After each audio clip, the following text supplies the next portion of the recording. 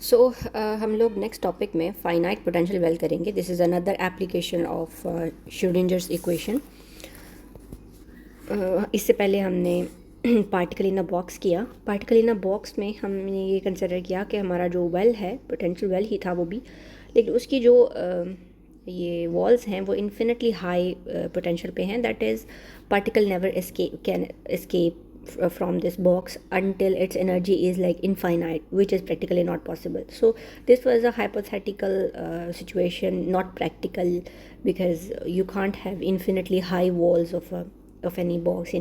Some energy is required and the particle is free. So in this application हम यही study करेंगे कि अब हमारे पास जो पोटेंशियल वेल है it is finite. That is potential की वॉल जो हैं वो किसी एनर्जी यू पे हैं, ठीक है, किसी एनर्जी यू या वी, समटाइम इसको हम वी नॉट कहेंगे.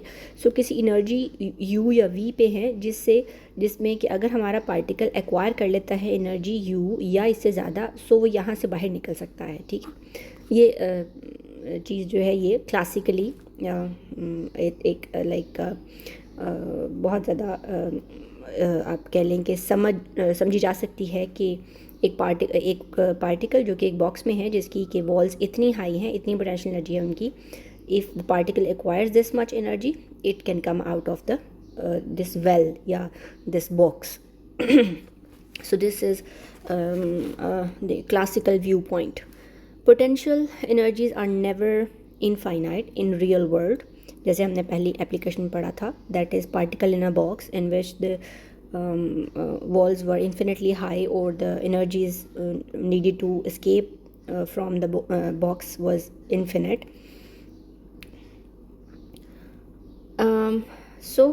With infinitely hard walls of previous section has no physical counterpart. So physically that is not possible. कोई हमारे पास example नहीं है physical world में जिसमें ऐसा हो कि infinitely high walls हों. However, potential wells with barriers of finite height certainly do exist. Let us see. So finitely high walls हमें पता है. जैसे हम एटम की अगर बात करें, लेट्स से हाइड्रोजन की बात कर लेते हैं, तो वी नो दैट इलेक्ट्रॉन को हाइड्रोजन एटम से बाहर निकालने के लिए 13.6 इलेक्ट्रॉन वोल्ट एनर्जी रिक्वायर्ड है. सो ये एक फाइनाइट एनर्जी है. अगर ये एनर्जी हम इलेक्ट्रॉन को देते हैं तो वो वहाँ से बाहर निकल आता है. सो यानी एटम को हम एज अ बॉक्स कंसिडर करते हैं. हम आगे जाके हाइड्रोजन एटम को सॉल्व भी करेंगे, बट अभी के लिए जब हम ये भी कह रहे हैं कि मतलब एक हम बॉक्स भी ले रहे हैं विद सम पोटेंशियल, तो इसका यही मतलब है कि इसका फिजिकल काउंटर पार्ट जो है वो एक एटम ही है. Let us see what is the wave function and energies levels of particle in such a well. So figure number 5.7 में हमें ये वेल दिखाया गया है with square corners. So it's always a square और आप कह लो rectangular well, and u is the height and L is the width of the box. According to the classical mechanics, when a particle strikes the wall of the sides of the wall, it bounces off without entering region 1 and 3. So हमने क्या किया कि अब इस तरफ हमारे पास energy है, ठीक है, इस तरफ x है या width है बॉक्स की. हमने बॉक्स या उसके इर्द गिर्द के रीजन को 3 रीजन्स में डिफ़ाइन किया है. रीजन 1 जो है उसके लिए जो वहाँ पर आपके पास पोटेंशियल एनर्जी जो है वो U है. रीजन 2 में भी पोटेंशियल एनर्जी U है. रीजन 3 में आपके पार्टिकल के पास U इज़ इक्वल टू 0 है या some value E minus U आपके पास पार्टिकल के पास हो सकती है बेस्ड ऑन के पार्टिकल यहाँ है, ठीक है. सो यानी इस रीजन में पार्टिकल के पास जो है वो इस रीजन में U जो है वो 0 है. इस रीजन में U की कोई वैल्यू है V या समथिंग. इसी तरह इस रीजन में भी इसकी कोई वैल्यू है. So since particle has energy less than U, it can not be in region 1 and region 3. So particle चूँकि इनसाइड द बॉक्स है, it has energy less than U, so it can't be in region 1 and region 3. This is classical view point कि ये इन regions में नहीं हो सकता. When a particle strikes the side of the wall, it bounces off without entering region 1 and 3. In quantum mechanics, the particle also bounces back and forth, but now it has a certain probability of penetrating into region 1 and 3, even though E is less than U. सही है. सो यहाँ पर even though particle has this much energy, ठीक है, ये particle की energy को represent कर रहा है. सो वाई डायरेक्शन में पार्टिकल की एनर्जी है, अगर ये लाइन पार्टिकल की एनर्जी को रिप्रेजेंट कर रही है, तो क्वांटम मैकेनिक्स ये कहती है कि इवन दो इसकी एनर्जी लेस देन यू है, यू ये एनर्जी है जिसको लेके पार्टिकल यहाँ से बाहर निकल सकता है, बट इवन दो पार्टिकल की एनर्जी ई जो है वो लेस देन यू है, there is a finite probability कि ये पार्टिकल रीजन 1 और रीजन 3 में हो सकता है। और ये कैसे होगा, इसको हम कहते हैं पेनिट्रेशन या पेनिट्रेशन प्रोबेबिलिटी या टनलिंग, ठीक है। इसको हम अगले टॉपिक में डिस्कस करेंगे। तो यहाँ पर बेसिकली इस टॉपिक में हम करेंगे ये कि फाइनाइट पोटेंशियल वेल, जब हमने इनफाइनाइट पोटेंशियल वेल बनाया था तो वहाँ से पार्टिकल बिल्कुल एस्केप नहीं कर सकता था। जो उसके एनर्जी लेवल्स आए थे वो हमने इसी तरह मतलब यहाँ पे हमने ड्रॉ किया, हमने कहा कि ये एनर्जीज हो सकती हैं, अगर ज़्यादा एनर्जी है तो इस तरह का वेव फंक्शन होगा, उससे ज़्यादा है तो इस तरह का वेव फंक्शन होगा। अब यहाँ पर क्या है कि जैसे हमने उसकी जो वॉल्स हैं उनको इन्फिनिटली हाई के बजाय हमने कुछ उसको हाइट दे दी, एक फाइनाइट हाइट दे दी, तो उसके साथ ही पार्टिकल का जो वेव फंक्शन है वो भी इसके अंदर बिल्कुल इसके अंदर नहीं रहेगा, बल्कि आप देखेंगे कि सम टाइम पार्टिकल यहाँ पर और सम टाइम यहाँ पर भी पाया जा सकता है। सो ये इसका कॉन्सिक्वेंस होगा, जिसके आगे फिर हम टॉपिक पढ़ेंगे कि टनलिंग हो सकती है और बहुत ज़्यादा उसकी एप्लीकेशन है। बहरहाल हम क्या करेंगे कि अब हम इन तीनों रीजन्स के लिए अब इक्वेशन लिखेंगे और ज़ाहिर है श्रोडिंगर इक्वेशन लिखेंगे। This is a topic, this is an application of Schrodinger equation. So हम तीनों रीजन्स के लिए श्रोडिंगर इक्वेशन लिखेंगे और फिर इसको सॉल्व करेंगे। सो रीजन 1 और रीजन 3 में क्या है कि हमारे पास जनरली जो श्रोडिंगर इक्वेशन है उसकी वैल्यू या वो ये होती है, that is D square over d x square Sai plus 2m over h bar square और ई माइनस यू या ई माइनस वी, और चूँकि v यहाँ पर u है सो ये हमने u लिख दिया यहाँ पे। सो ये जो इक्वेशन है ये आपके लिए रीजन 1 और रीजन 3 के लिए है, जहाँ पर जो पोटेंशियल एनर्जी है वो u है आपके पास, ठीक है। इसमें भी u है और इसमें भी u है, यानी वैसे हमारे पास श्रोडिंगर इक्वेशन ये होती है d square psi over d x square plus 2m over h bar square E minus v of r, ये आपको याद है इस तरह की थी। अब वी ऑफ आर की जगह हमने इस जगह चूँकि यू है तो हमने इसकी जगह पर यहाँ पे यू रख दिया है। तो रीजन 1 और 3 के लिए ये क्वेश्चन हो गई।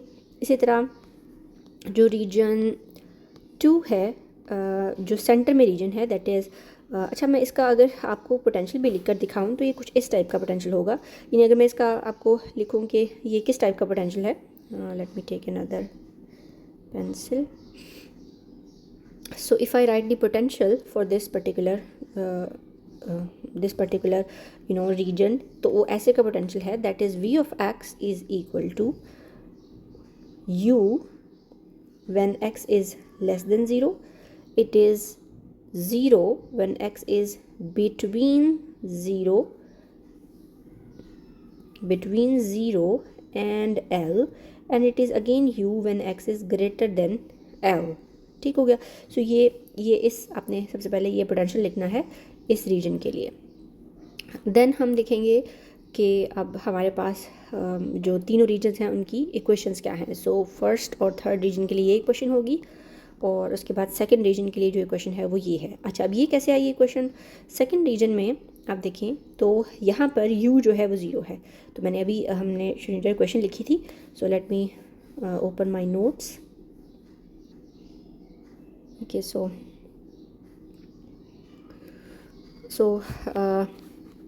हमने कहा कि हम रीजन 2 के लिए इक्वेशन लिख रहे हैं। सो रीजन 2 के लिए, जबकि 1 और 3 के लिए जो इक्वेशन है वो कुछ इस तरह से है कि d square psi over d x square plus 2m over h bar square ई माइनस वी इक्वल्स 0। अच्छा, इन आसानी के लिए चूँकि मैं वी नॉट से ज़्यादा फेमिलियर हूँ तो मैं यहाँ पर पोटेंशियल वेल की जो आपके पास हाइट है उसको वी नॉट लिख रही हूँ। So instead of u I am using v not. So the v not is the potential well's height. This is x is equal to 0 to L and this is some energy E of the particle, and this is region 1, 2 and 3। Region 2 के लिए अब देखें, since v is equal to 0 for region 2, तो हम क्या लिखेंगे, d square psi over d x square plus 2m over h bar square into e psi of x equals 0। Since v is 0 तो यहाँ पे हमने v जो है उसको 0 कर दिया। ऑल्सो हम ये भी कर सकते हैं कि हम रीजन 1 के लिए और 3 के लिए जो वेव फंक्शंस हैं उनको हम नाम दे देते हैं। जैसे रीजन 2 के लिए जो वेव फंक्शन है इसको मैं 2 का अगर नाम दे दूँ, सो साई ऑफ 2, और इसी तरह रीजन 1 और 3 के लिए मैं इसको रिस्पेक्टिवली 1 और 3 का नाम दे दूँगी। सो इसको आप सेपरेटली लिखेंगे। सो यहाँ पे भी फाई ऑफ एक्स आएगा 1 and 3। सो यानी आपने क्या करना है कि ये equation, so this equation you will write 2 times. For region 1 भी आप इस इक्वेशन को लिखेंगे और रीजन 3 के लिए भी इस इक्वेशन को लिखेंगे, बट देन साई के साथ आप सबस्क्रिप्ट में 1 और 3 लिख देंगे। ओके, सो अब क्या करेंगे, हम सबसे पहले रीजन 2 को लेते हैं। ठीक है, इसको सॉल्व करने के लिए हम क्या करेंगे कि ये जो 2me over h bar square है इसको हम एक कांस्टेंट के इक्वल रख देंगे। ठीक है, so let's suppose 2m over h bar square e, this is equal to a constant k1 square,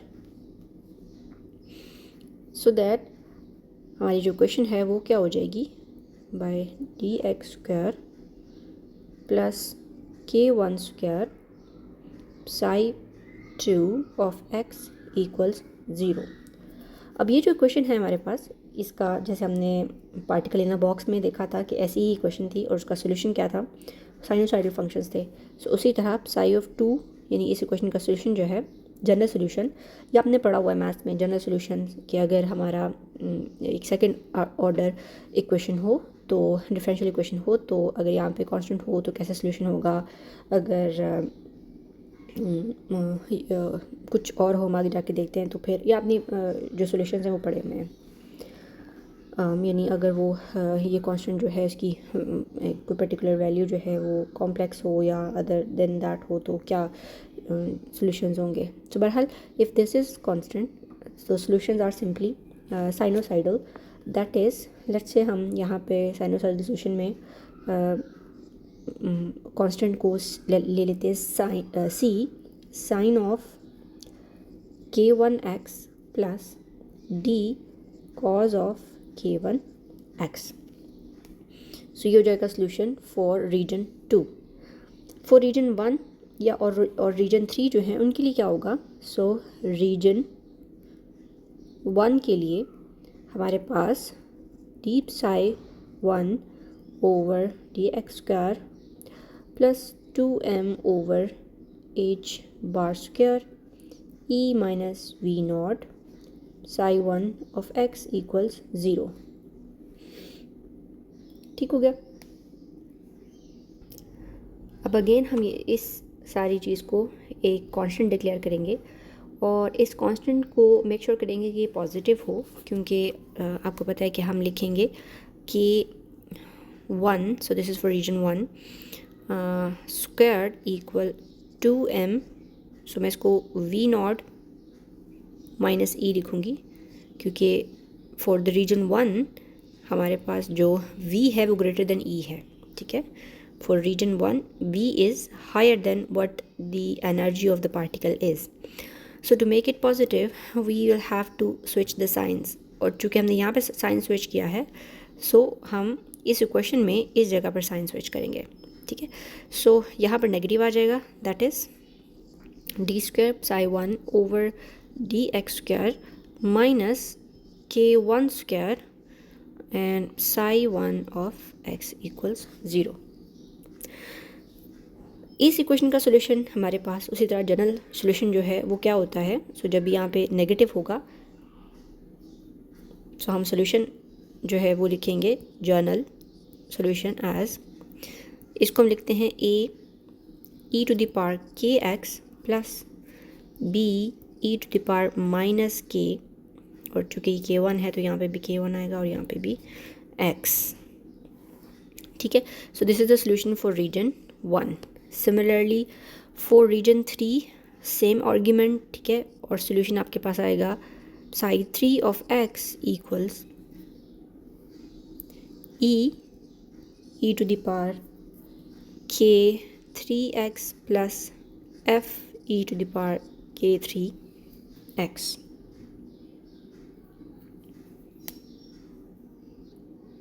सो अब अगर हम यहाँ पर बाउंड्री कंडीशंस अप्लाई करें, that is in fact we will see a very intuitive kind of a thing here कि अब ये हमारे पास पोटेंशियल वेल है एंड दिस इज़ x, ये L है, ये 0 है, इस तरफ x माइनस इन्फिनिटी को अप्रोच कर रहा है और इस तरफ इन्फिनिटी को।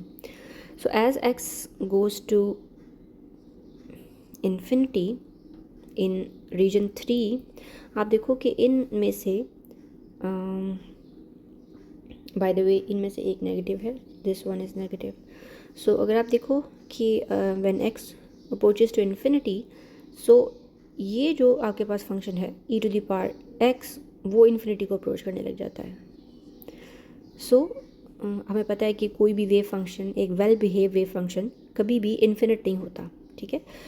तो जो आपका साई 3 है, इसमें ये चीज़ जो है इसको हम, यानी e जो हमारा कोफिशिएंट है, इसको हम 0 लेंगे। तो ये इन अदर वर्ड्स मैं बाउंड्री कंडीशंस ही अप्लाई कर रही हूँ that e can not have a value, e must be 0। Why? Because इसके साथ जो एक्सपोनेंट है वो x के इन्फिनिटी करने से इन्फिनिटी हो रहा है। तो ये जो मेरे पास ये पूरी चीज़ है, इसको 0 होना चाहिए and for it to be 0 e must be 0, this amplitude या ये कोफिशिएंट जो है इसको 0 होना चाहिए। तो हमारे पास फाई 3 फिर सिर्फ ये रह जाता है कि phi 3 equals f e to the power minus k 3x। इसी तरह जो रीजन 1 है उसमें आप देखो, रीजन 1 जो है वो अगेन वो कहाँ तक जा रहा था, वो माइनस इन्फिनिटी को अप्रोच कर रहा था, ठीक है, यानी ये कि एक्सटेंड टू माइनस इन्फिनिटी है। सो अगर हम यहाँ पर माइनस इन्फिनिटी पुट कर दें रीजन 1 में, सो अगर माइनस इन्फिनिटी पुट करें तो क्या इन्फिनिटी हो रहा है? माइनस इन्फिनिटी पुट करने से ये तो इन्फिनिटी नहीं हो रहा, क्योंकि 1 ओवर माइनस इन्फिनिटी का मतलब होता है कि आप तो ये 0 हो जाएगा बेसिकली। जबकि अगर आप इसमें माइनस इन्फिनिटी पुट करो तो x की जगह माइनस इन्फिनिटी पुट करें तो माइनस माइनस प्लस, और ये e to the power infinity हो जाएगा और वो इन्फिनिटी को अप्रोच करेगा। आई होप आपको ये पता है कि हम यहाँ पर जब माइनस इन्फिनिटी पुट करेंगे तो ये हमें पता है e to the power minus infinity equals होता है 1 over e to the power infinity and that is equal to 1 over infinity and that is equal to 0। So इसलिए ये सर्वाइव करेगा, और ये सर्वाइव क्या करेगा कि ये 0 हो जाएगा। यानी अगर हम इन्फिनिट डिस्टेंस पे चले जाएंगे तो वहाँ हमारा फंक्शन को 0 होना चाहिए, विच इज़ ऑब्वियस, लेकिन वहाँ हमारा फंक्शन इन्फिनिट नहीं हो सकता, यानी वहाँ पे उसके पाए जाने की प्रोबेबिलिटी बहुत ज़्यादा हाई नहीं हो सकती। सो देयरफॉर यहाँ से कोएफिशिएंट b 0 है, so therefore this whole thing is 0। So phi 1 में जो हमारा रीजन 1 में जो हमारा होगा वेव फंक्शन, उसकी वैल्यू होगी phi 1 of x equals a e to the power k1x। Clear है? तो अब ये तीनों रीजन के अंदर हमारे पास सॉल्यूशंस आ गए। साई 2 में क्या सॉल्यूशन था ऑफ x, यहाँ पे क्या सॉल्यूशन था, c sine of k1x plus d cos of k1x। तो ये हमारे पास तीनों जो रीजन्स हैं उनके सॉल्यूशंस आ गए हैं। अब हम वापस यहाँ पे आते हैं, तो ये उसी तरह हमारे पास रीजन 1 और 3 के लिए जब हमने इन्फिनिटी वाले बाउंड्री कंडीशंस अप्लाई की, तो रीजन 1 में ये सॉल्यूशन, रीजन 3 में ये सॉल्यूशन। बेसिकली हमने as we go to infinity, हमें हमारा जो वेव फंक्शन है उसको 0 हो जाना चाहिए, क्योंकि ये इन्फिनिट दूर तक तो नहीं है, ये इस रीजन में ही या इसके आसपास ही होगा। और रीजन 2 के लिए ये आंसर है। यहाँ पे हमने क्या किया कि जो k2 था उसकी वैल्यू पुट कर दिया, यही वैल्यू थी ना 2me ओवर h बार, तो उसका चूँकि हमने k1 स्क्वायर था वो, और हमने k पुट करना है तो ये ऊपर रूट आ गया और ये h बार स्क्वायर ख़त्म हो गया। In case of a well with infinitely high barriers, we found that b is equal to 0 in order that psi is 0 at x is equal to 0 and x is equal to l. ठीक है, तो हमने याद है आपको particle in a box में हमने इसको 0 कर दिया था. Here however psi 2 equals c at x is equal to 0. तो जब हम x is equal to 0 put करते हैं तो यानी जब हम psi 1 जो है उसके अंदर बेसिकली अगर आप psi 1 को देखें तो इसकी value x is equal to 0 के ऊपर e टू द पावर 0 जो है वो 1 हो जाएगा और इसकी वैल्यू c हो जाएगी. तो होना ये चाहिए कि हमारा जो वेल है x इज इक्वल टू 0 पर अंदर psi 2 है, यहाँ psi 3 है और यहाँ पर psi 1 है.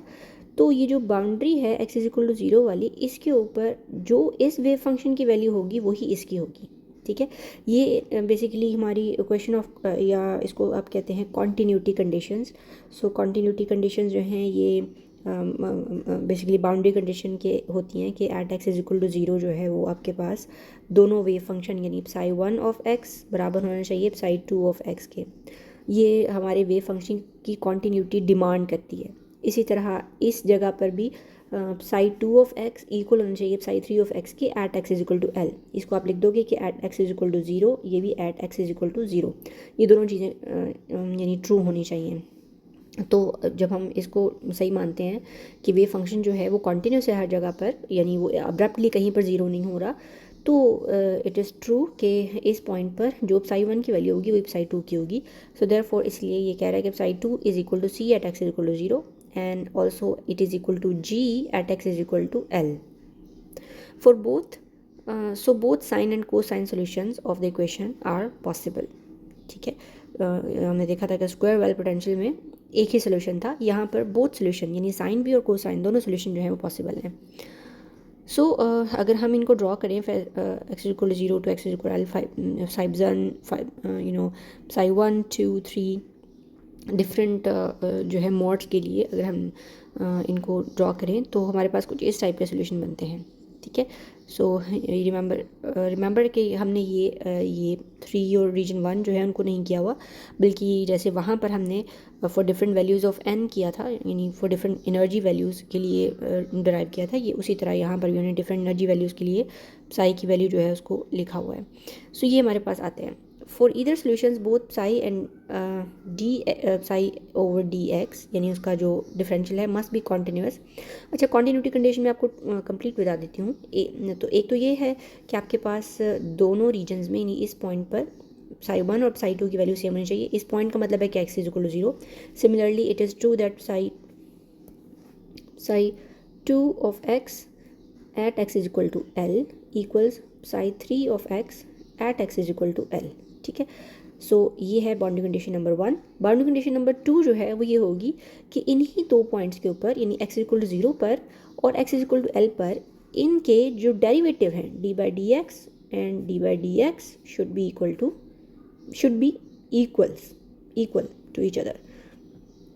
तो psi 1 ऑफ x का डेरिवेटिव x के लिहाज से at x is equal to 0 और इसका at x is equal to 0 should be equal to each other, और इसी तरह ये भी दोनों बराबर होने चाहिए. सो वो कह रहा है कि फंक्शन और फंक्शन का derivative must be continuous at x is equal to 0 and l. यानी इनके बराबर होने का मतलब है कि फंक्शन जो है वो ये जो हमारे पास बाउंड्री है इसके ऊपर फंक्शन जो है वो कॉन्टीन्यूअस है. यानी इस पॉइंट पर अगर मैं इधर से आऊँ और अगर मैं इधर से आऊँ तो इस पॉइंट पर मुझे फंक्शन की एक ही वैल्यू मिलनी चाहिए. ऐसा नहीं हो कि मैं इधर से आऊँ तो फंक्शन की वैल्यू कुछ और है और इधर से आऊँ तो, मतलब यहाँ पे कोई ऐसा किंक नहीं है, कोई कोना नहीं बना हुआ इस पॉइंट के ऊपर. इस पॉइंट पे फंक्शन की वैल्यू जो वैल्यू भी इक्वल है और ये कि फंक्शन का डेरिवेटिव भी इक्वल है. यानी ये कि इस पॉइंट पे कोई कोना नहीं है, इस पॉइंट पे दोनों डेरिवेटिव बराबर हैं. ऐसा नहीं है कि एग्जैक्टली इस पॉइंट के ऊपर उनका डेरिवेटिव जो है वो बदल रहा है. The wave function inside and outside each side of the well must not only have the same value where they join but also the same slopes. Same value का मतलब x इज इक्वल टू 0 पर दोनों की value same होनी चाहिए जो हमने ये लिखा, और सेम स्लोप का मतलब कि दोनों की डेरिवेटिव्स जो हैं वो भी इक्वल होने चाहिए. So they match up perfectly. When these boundary conditions are taken into account the result is that exact matching only occurs for certain specific value of E n, ठीक है।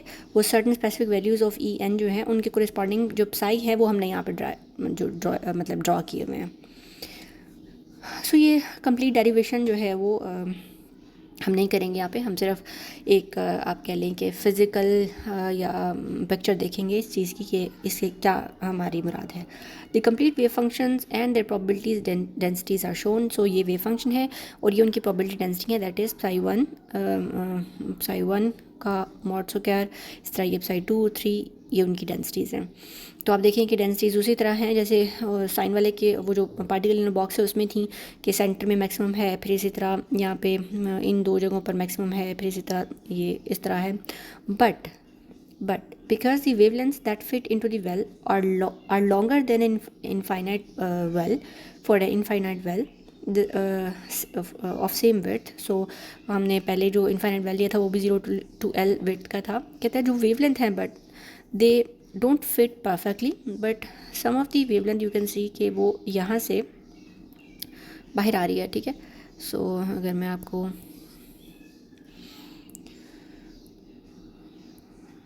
अगर मैं आपको इंडिकेट कर सकूं तो आप ये देखें कि इस जगह पर आपकी वेवलेंथ परफेक्टली इसके अंदर फिट नहीं हो रही।